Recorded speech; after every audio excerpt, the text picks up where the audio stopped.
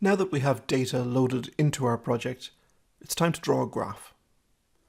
We'll start by putting a heading for the top of our dashboard, again gender in academia, and then we'll create a div where our first chart can be drawn, and we'll give it an ID, and this will be important in a few minutes. So our ID for this div is gender-balance. For each chart, we'll create a different div with a specific ID. We switch to the graph.js, and we have a few little housekeeping things to do before we get started on this specific graph. We need to create a cross filter, and we have one of these for the whole dashboard. So we load our salary data into our cross filter, just like we did in the console in the last video. We pass the ndx variable, the cross filter, to the function that's going to draw our graph. And we can call this function anything we want. So I'm going to call it showGenderBalance, and I pass it ndx. And of course, showGenderBalance doesn't exist yet. We're about to create it.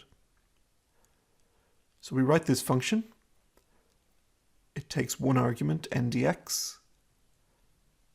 And inside this function now, we can focus on specifically one graph. So each graph is going to have its own function. And we're going to follow the same pattern for every graph we draw. Create a div, create a function, and have the graph rendered in the div.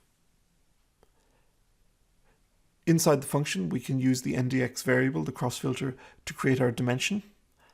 And in this case, we'll pluck the sex column, which indicates male or female.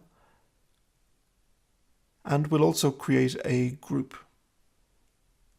And we're just going to count the rows in the data that have each of the two genders. So we don't have to do any reduces here. Now we use the dimensional charting BarChart. And here's where that div ID comes into play. We use a CSS selector, so hash gender-balance, to indicate that this bar chart should be rendered in that div.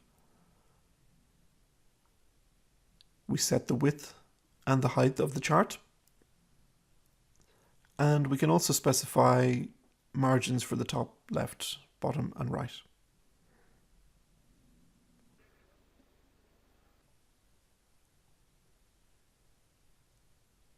We specify the dimension of the chart. And of course, we also specify the group.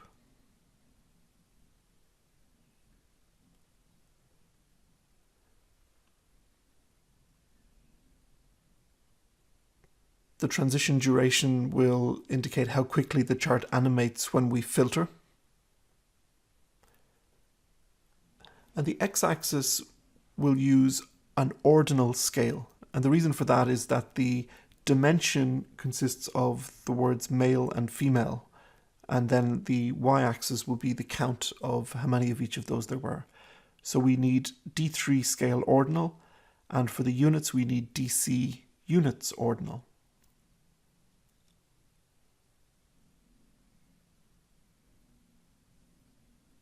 We'll set elastic Y now. We'll remove this a little bit later, but let's add it now and see the impact it has.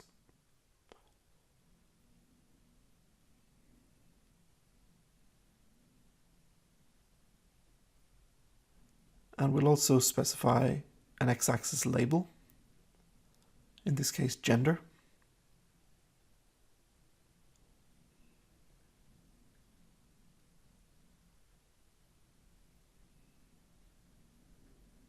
And we'll specify the number of ticks that should appear on the y-axis. And that's it. Our bar chart is ready to go. But to get it to render, we need to call the renderAll function for dimensional charting.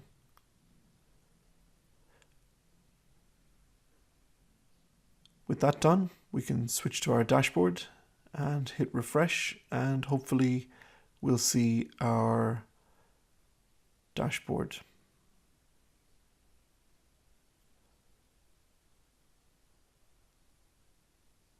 And there it is. And as you can see, there are 358 rows in our dataset that are male and 39 that are female. That's our first chart, and we'll follow the same pattern for all the remaining charts in the dashboard.